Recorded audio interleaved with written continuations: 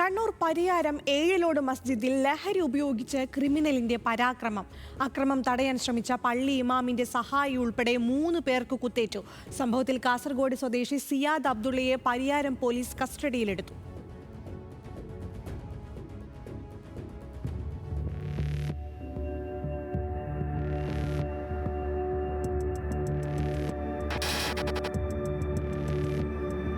ബുധനാഴ്ച രാത്രി 10:45 സംഭവം. നിരവധി ക്രിമിനൽ കഞ്ചാവ് കേസുകളിൽ പ്രതിയായ സിയാദ് അബ്ദുള്ള ലഹരി ഉപയോഗിച്ചതോടെ അക്രമാസക്തനായി. താമസിക്കുന്ന ക്വാർട്ടേഴ്സിലായിരുന്നു അക്രമത്തിന്റെ തുടക്കം. ഭാര്യയെയും അയൽവാസികളെയും മാരകായുധങ്ങൾ കാട്ടി ഭീഷണിപ്പെടുത്തി. പിന്നാലെ കെട്ടിടത്തിലെ CCTV ക്യാമറകൾ തല്ലി തകർത്തു. ശേഷം വടിവാളും കത്തിയുമായി ഗേറ്റ് ചവിട്ടി തുറന്ന് തൊട്ടടുത്തുള്ള ഫാറൂഖ് ജുമാ മസ്ജിദിന്റെ അകത്തേക്ക് മസ്ജിദിന്റെ ജനൽ ഗ്ലാസുകളും മദ്രസയിലെ കസേരകളും അടിച്ചു തകർത്തു. തടയാൻ ശ്രമിച്ച പള്ളിയിലെ ഉസ്താദിന് നേരെ വധഭീഷണി മുഴക്കി. ഉസ്താദ് വിവരമറിയിച്ചതിനെ തുടർന്ന് കമ്മിറ്റി ഭാരവാഹികൾ പള്ളിയിലെത്തി. ഇവരെത്തുമ്പോൾ മസ്ജിദിലെ ലൈറ്റുകളെല്ലാം ഓഫ് ചെയ്ത് ജനലുകളും വാതിലുകളും തകർത്ത നിലയിലായിരുന്നു.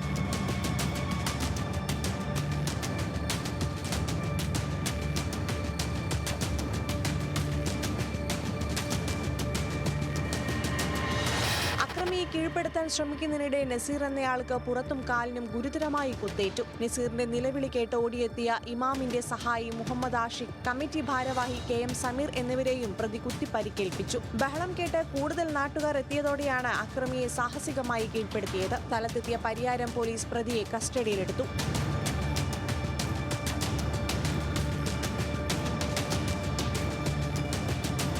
ന്യൂസ് മലയാളം, കണ്ണൂർ.